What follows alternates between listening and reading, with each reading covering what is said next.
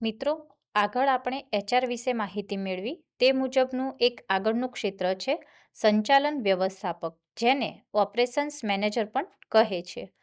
સંચાલન વ્યવસ્થાપક એટલે સંસ્થા કે કંપનીના દૈનિક કામકાજને યોગ્ય રીતે ચલાવનાર વ્યક્તિ. તેઓ ખાતરી કરે છે કે દરેક કામ સમયસર, સરળ રીતે અને નિયમ મુજબ પૂર્ણ થાય. આ ઉપરાંત તેઓ સમસ્યાઓનું નિવારણ કરે છે અને કામ કરવાની નવી રીતો શોધે છે. તો આ ક્ષેત્ર વિશે આપણે વિગતવાર માહિતી વિજલબેન પાસેથી મેળવીશું. વિજલબેન, સૌપ્રથમ એ જણાવો કે સંચાલન વ્યવસ્થાપક એટલે શું? સંચાલન વ્યવસ્થાપક એને કહેવાય જે કોઈ પણ સંસ્થામાં ઉચ્ચતમ સ્તરની કાર્યક્ષમતા જળવાય એ માટે જવાબદાર હોય છે. જી, તો સંચાલન વ્યવસ્થાપકની કામગીરી શું હોય છે અને તેઓ ક્યાં કામ કરે છે?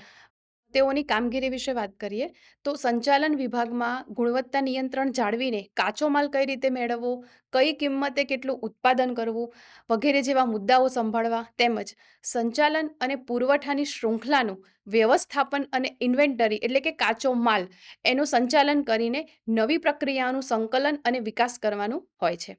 અને તેઓ ક્યાં કામ કરે છે એની વાત કરીએ તો કંપનીઓમાં, કોર્પોરેટ ઓફિસમાં, ફેક્ટરીમાં, ઉત્પાદન એકમોમાં, લોજિસ્ટિક્સ અને સપ્લાય ચેઇન કંપનીઓ, રિટેલ સ્ટોર અને મોલમાં, હોસ્પિટલમાં, સેવા ક્ષેત્રની સંસ્થાઓમાં, હોટેલમાં, હોસ્પિટાલિટી ઉદ્યોગમાં આ બધી જગ્યાએ કામ કરે છે. આ ઉપરાંત જ્યાં રોજિંદા કામગીરીનું સંચાલન કરવું જોઈએ છે ત્યાં બી તેઓ કામ કરે છે. જી, તો સંચાલન વ્યવસ્થાપક બનવા માટે જરૂરી વ્યક્તિગત ગુણો કેવા હોવા જોઈએ? જરૂરી વ્યક્તિગત ગુણોની વાત કરીએ તો જો તમે આયોજન અને સંકલન કરવાનું કૌશલ્ય ધરાવો છો, આ ઉપરાંત વિગતો ઉપર ધ્યાન આપવાનું પસંદ કરો છો, કે પછી સમસ્યા ઉકેલવામાં જો આનંદ આવે છે તો તમે ખૂબ જ સારા સંચાલન વ્યવસ્થાપક બની શકો છો. જી, તો જે સંચાલન વ્યવસ્થાપક છે તે બનવા માટે શૈક્ષણિક લાયકાત કેટલી હોવી જોઈએ અને તેની ભરતી પ્રક્રિયા શું હોય છે? શૈક્ષણિક લાયકાતની વાત કરીએ તો કોઈપણ વિદ્યાશાખામાં સૌપ્રથમ ધોરણ 12 પૂર્ણ કરો.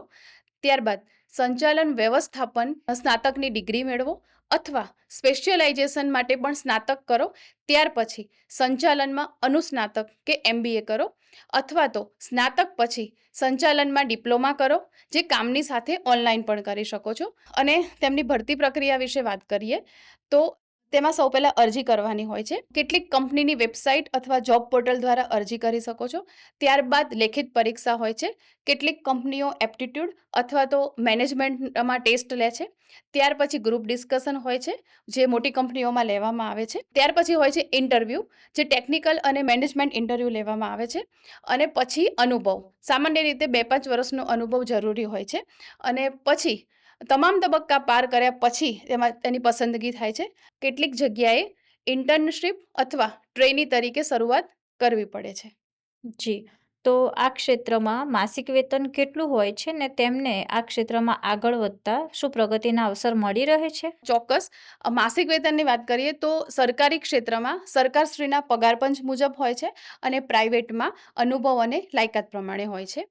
પ્રગતિની તકોની વાત કરીએ તો સૌથી પહેલાં ઓપરેશન્સ કોઓર્ડિનેટર, ત્યારબાદ operation supervisor, operations manager, operation controller અને ત્યાર પછી ઓપરેશન ડિરેક્ટરની પદવી મળી શકે છે. આ ક્ષેત્રમાં આગળ વધવા શિષ્યવૃત્તિ કે કોઈ યોજનાનો લાભ મળી શકે છે?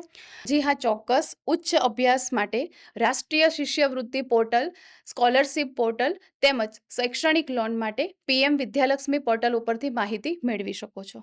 જી, તો મિત્રો, આ સંદર્ભે ક્યાં અભ્યાસ કરવાનો થઈ શકે છે તેમાં સફળ થયેલા વ્યક્તિઓની સાફલ્યગાથા તથા કેરિયર કાર્ડની લિંક અને આ હોદ્દાની વધુ માહિતી આપ આ વિડીયોના ડિસ્ક્રિપ્શન બોક્સમાંથી મેળવી શકો છો. આશા છે કે માહિતી આપને ઉપયોગી રહેશે. ધન્યવાદ.